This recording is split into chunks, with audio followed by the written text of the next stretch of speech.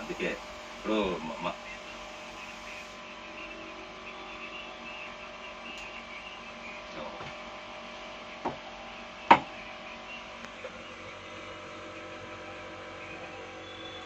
అందుకే కాదు, మేము పోవాలా కాదు. వాస్తవానికి ఏంటంటే మనకు అప్పట్లో మొదట్లో అప్పుడప్పుడు న్యూస్ చూసినప్పుడు మనం అనుకునేవాళ్ళం ఏమనంటే, ఆస్తి కోసం తల్లినే హత్య చేసిన కొడుకు, ఆస్తి కోసం తండ్రినే హత్య చేసిన కొడుకు అంటే వీడి ఆస్తి నెత్తి మీద ఎట్టుకెళ్ళిపోవడం, ఆడిని హత్య చేసేదాకా తెచ్చుకుంటాడు.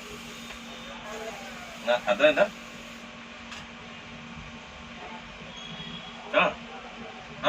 అవును అవును, ప్రాక్టికల్